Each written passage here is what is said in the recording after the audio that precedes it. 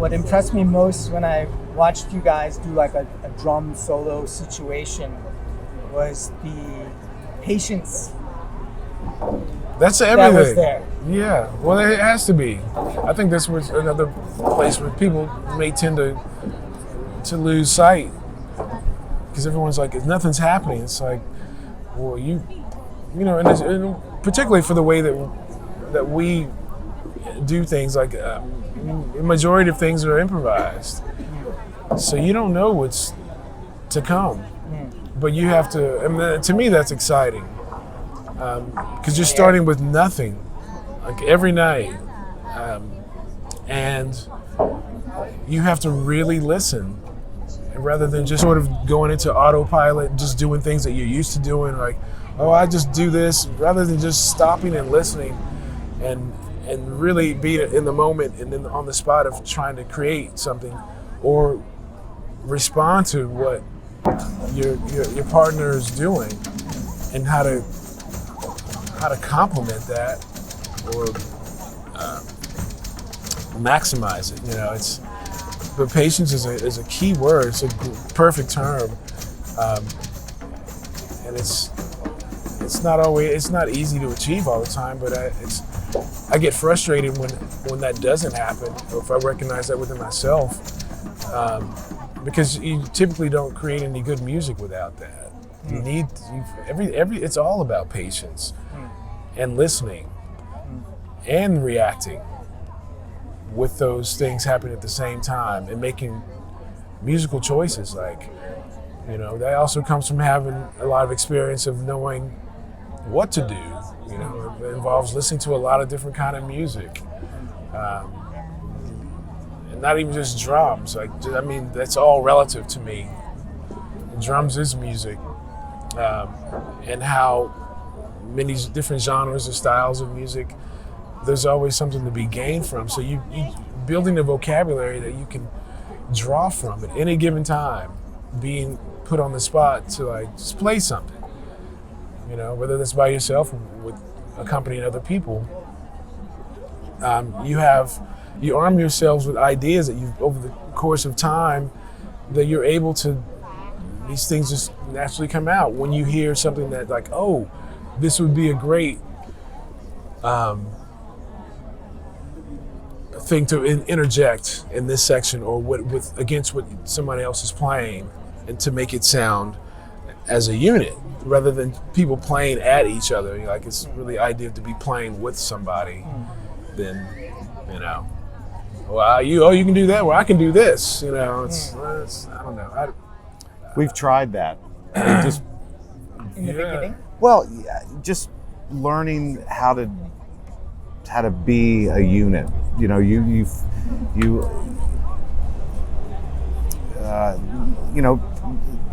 the double drum thing is tricky. Like what you were talking about, you saw two great drummers, and it's not what you expected. It became a competition. And while I feel JD and I've never wanted to do that, and that's not who we are as drummers. I mean, I know I'm very much a minimalist, which, you know, can be good for some things and bad for others, but we both are approaching thinking about being a supporting role, especially in this band. There's a lot of pieces.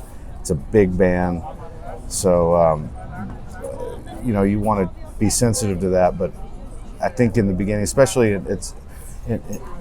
sometimes you can accidentally even fall over each other, and it gets it gets very cluttery, and it can sound non-musical, but we're always trying to play musically and support one another as well as the band.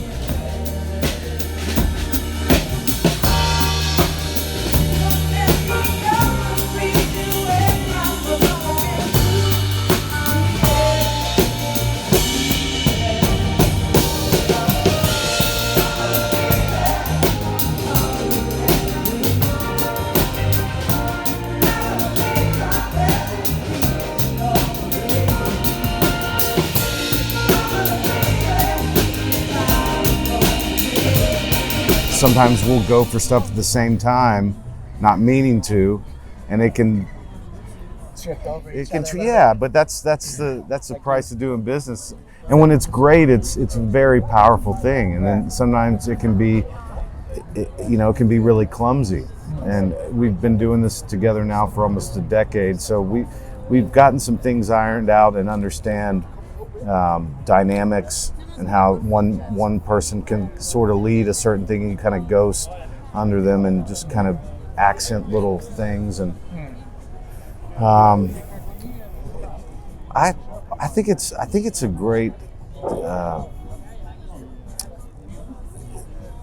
it's a great thing for any drummer to do, is to play with another drummer and learn how to omit stuff. I mean, that's the hardest thing about it, is instinctually you go for things and you're used to doing one thing. You're used to being in the chair by yourself, so you have all this room and all this range to do a lot of different things. But when you have another guy with you, when you're doing the double drums, you have to go against the grain, against your natural instinct to do stuff and not do it.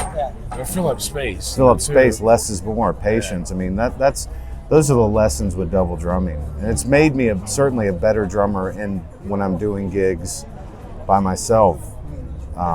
It certainly translates. It's been really good for me, and JD, I'm sure it's the same. It's been absolutely horrible.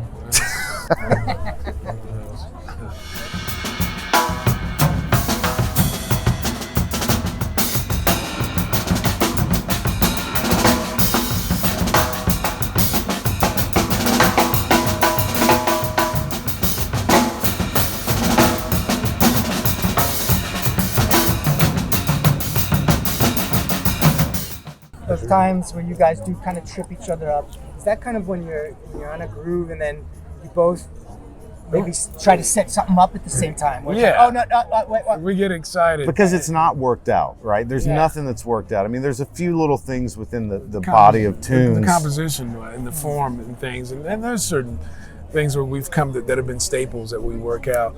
But then there's other areas where it's up for grabs. And we do, for the majority of the time, have a good sense of anticipating.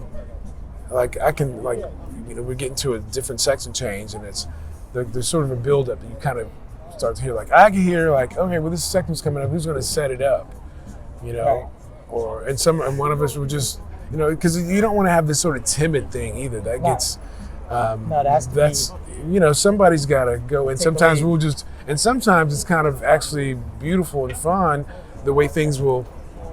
Sort of that sort of falling down the stairs kind of thing, and I don't mean this in a derogatory sense. To me, it's fun and playful. I mean, there's some things that are just shit sometimes, and it's just that. But there are also these happy accidents that happens too out of that. Just Those are great. Yeah, I love it. And we look over and laugh at each More other of those. when that happens. Yeah. And then sometimes there's these things that we will just come out like in unison, and that's beautiful too, because it's got a little bit more exclamation on it rather than somebody. But it will be the simplest thing, but I don't know. I enjoy all those moments of it and being present, and that's the only way it happens. You can't really, and this band doesn't really operate on a way of just autopilot by any means. It's just, it doesn't work. It definitely won't translate that way. Well, I can say as a drummer, it's super inspiring to watch you guys work because of that. It's, first of all, it's a very organic sound, but it's also the minimalistic vibe and giving each other space, and it's very refreshing to see as a drummer. Like, Thank you. I don't have to be Neil Peart. Yeah. And I can still make beautiful music. And so, as a very average, hobby drummer, it's very inspiring. Thank you. To see that and to see the collaboration. So it's an amazing venture. It was definitely something that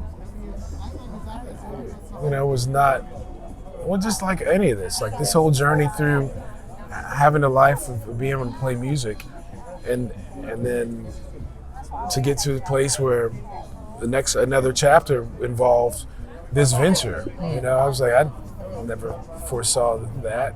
Yeah. But it felt great, and it's been great.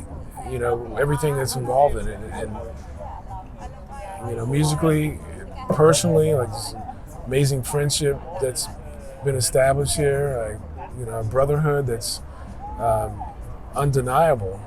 And so it's just deeper. Some of this is just even deeper than music or drumming. But these are one of the things that we get to share and grow with, because it's a thing where we can look back at some of the things we've done and see growth out of this and continue to. Like it never lets up. Like every night, walk up in the bandstand, there's something learned and something to be learned. Well, there's never there's never a sense of like, well, I'm going to show this motherfucker tonight, like on my sweet chops I've been working on. It's never to put it in anyone's face. It's always to, how are we going to get this thing? Just digging deeper. How are we going to get this band to the mountaintop together? And then reinventing ourselves as well, and some of the music as well. Sometimes it has a gamble with it as well, but it's worth it. And we're in a musical environment where we have the opportunity to at least explore those things on a nightly basis, whether they work or fail. And the failures are worth it, because it makes it a clear-cut avenue of, okay, that doesn't work, but it's not like it kills a whole evening, or even the song for that matter at times. When Falcon busts out the triangle and you're like, no more. I just got them to put my own spotlight on me for when I stand up and do.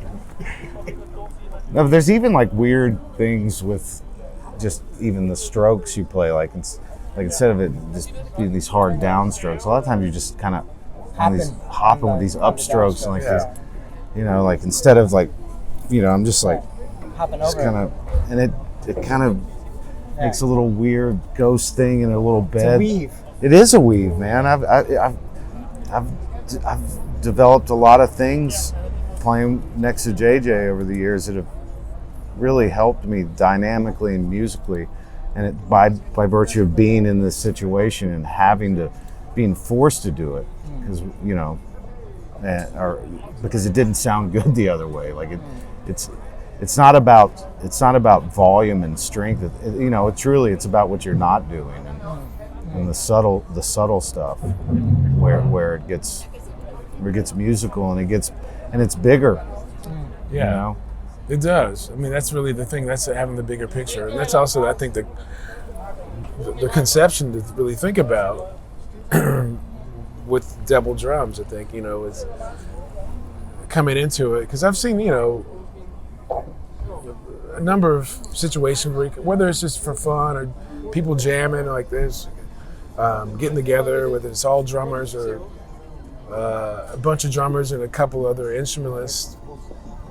Just showing up and you hear people's instincts like immediately, like what they're going to do in those situations, and most of the time it's just playing all over the place rather than stopping to listen. Like someone else is playing, say like, what can I do to add to this situation if I'm going to play? Sometimes that do might I really involve, hear anything? Well, yeah, because then then it's like then you just don't play anything. Yeah, just stop. Rather than just make it's just someone who's just talking all the time, just to be talking. It's all those. I mean, it's really pragmatic stuff. When it comes down to it, it's listening. Because if you're talking over somebody, you're not listening. Or maybe you have something, you're going to start the conversation, and then after that, whoever you're engaging with will follow suit, and hopefully in an appropriate manner that leads to dialogue. Meaningful. Yeah.